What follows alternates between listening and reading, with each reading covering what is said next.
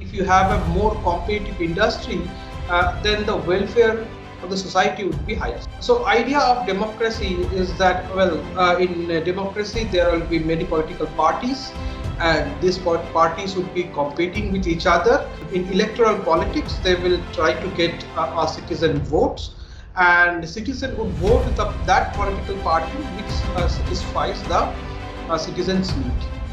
That is going to directly make the political party or the incumbent accountable to the citizen, and that's how the services would be better. That's why economic progress would be better, and so on and so forth.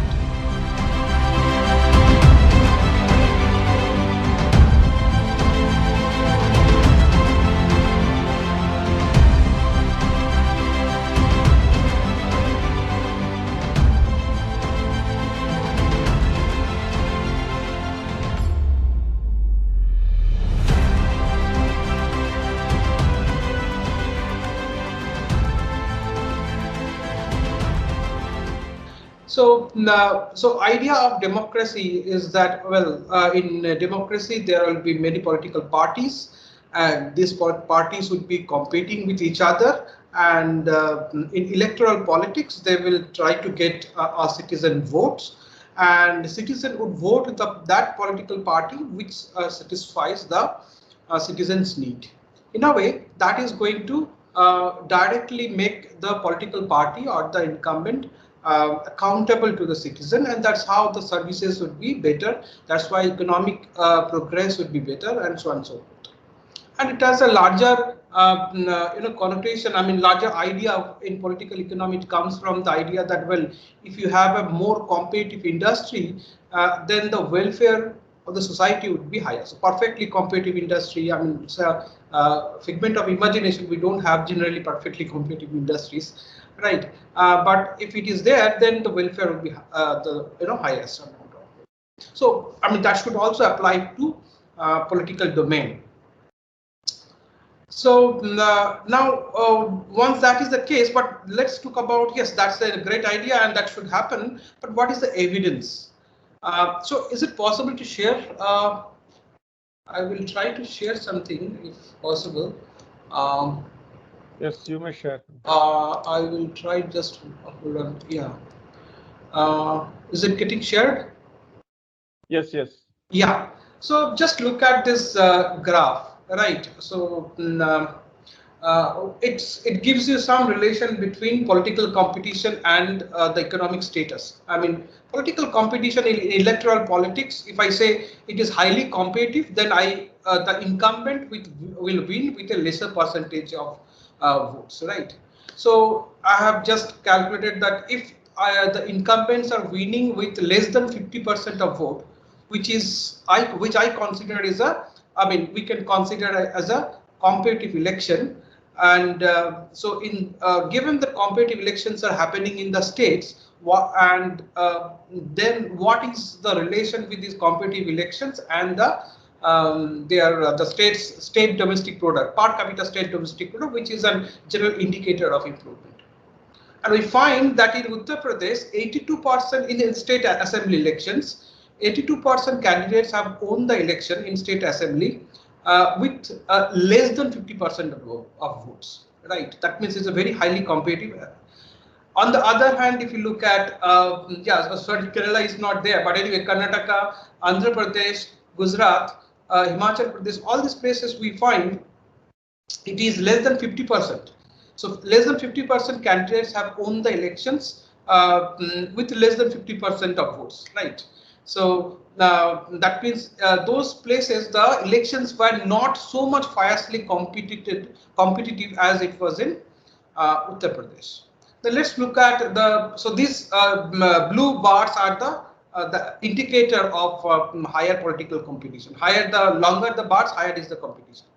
We also look at the yellow line. I mean, you can see this gives you state per capita state domestic product. And if you look at the relation, you can easily find that there is a negative relationship. And that raises a larger question. And probably that's why the youths may be saying that we want authoritarian regime, right? That actually political evidence says that that wherever political competition is high, actually we have lesser amount of economic development, and people's living conditions are poorer rather than being richer. So that is the major point I will try to talk about a little bit. It's a huge area, so I'll talk about. So do tell me when I should wind up, so that will help me. So now to answer these questions, I will directly go to I will tell you about some concept called political clientelism, right? So it will be easier for me to explain with the help of this concept, right? So political clientelism is that, I mean, in an environment, environment where there is high political competition, for the politicians to make commitment for the larger public service and get the votes of the citizens would be very, very difficult, because politicians may appear to be not credible. And in fact, if their past promises have not been fulfilled, they will be even less credible to the population. So what they have an alternative to do. What is the alternative? If political competition is very high, that means whosoever is fighting, they will have lower percentage, or they will win with a lower percentage of vote. What I will do, I will try to segment out a section of the voters, and I will make them my own voter. I will promise them that I will 100% whatever I say, I will give you some benefits. I would not give that benefits to others. I will only give you these benefits. In return, almost 100% of you, sir, I'm just giving the numbers for understanding, right? Almost 100% of you would vote for me. Now, in this number game, I am making a group my client, right? I will not give services to all, which I'm supposed to do as a public representatives. I will give specifically to certain groups, and I will exclude others. And by giving benefits to that group, I will try to, and I will make them, I will tell them that I'm only giving to you, right, through my policies and all this. So I will try to garner almost all the votes, and that in a highly political competitive environment, with that I will win. In a less political competitive environment, this strategy is not going to work. So it will say that what is wrong in it. You are giving, you are giving votes to the politicians who are giving you services. The problem is that politicians are supposed to give, after they become incumbent, right? They are supposed to give services to everyone else, and in that thing they are supposed to develop infrastructures which are larger implications for growth and development. For example, they should make good roads. I'm saying this. Right. Instead of that, I will say no. I will give a targeted cash transfer to certain community. Right. So I'm not. You cannot say that the cash transfer is bad. Yes, there is a need. They are giving transfers, but that does not create the road. Right. Road could have a larger impact on growth, whereas cash transfers would have. Suppose I'm giving cash transfer for the girl child to.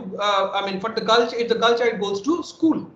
But yes, the family is receiving. I'm not saying the family is not receiving. But the point is that whether that same amount is spent on education.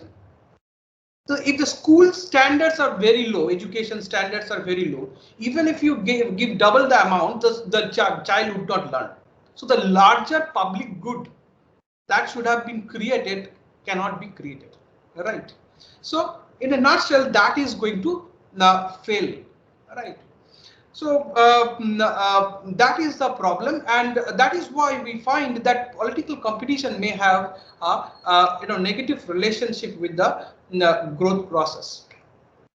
Now I'm trying to now second thing is that what are the things that may encourage these things? One is that if politicians have less credibility in general, right? People have found that their promises are not credible. Promises of larger public good are not credible. Then people who tend to, then the politicians would try to convince a smaller group. Maybe they are from that group. Maybe some ethnic group, right? They will try to convince that and get the benefit of it, right?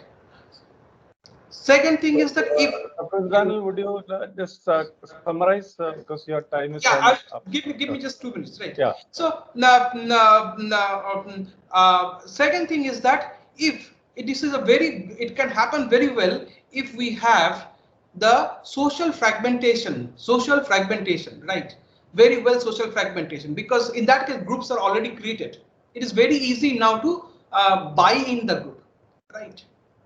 And third, an important thing, if there is a different lack of understanding of the citizens, what is a good public service and what is not a good public service, right? So if citizens don't have that much good understanding, the whether education in the school is of good quality or not, right? So people would not vote for the politician even if you supply, even if you give good quality of education. So these are the factors which will encourage, and these are the all real factors that will be there. Now, in the world, what we see, is it only India specific? No. In the world also, there are many studies throughout different countries as well as regions of Europe.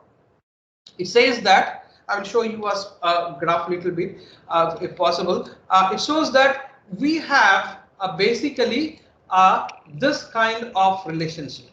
You can see the relationship. It is an inverted U. That means that when in the x-axis there is political competition, in the y-axis there is economic progress. When political competition increases, economic progress increases. It reaches a certain point. When after that it increases, then economic progress does not increase. So basically, we can't say the autocratic rules are good. It is not that. Right, African countries have told us it is not like that, right? And we cannot also say that fires, whatever extreme fires competition is always good. That is not also. Probably somewhere in the middle is good. So whatever new surveys as you are suggesting, which says that people, the young generation wants more authoritarian regime, these are as dangerous as having very fierce competition. Here I will try to stop. Yeah, thank you.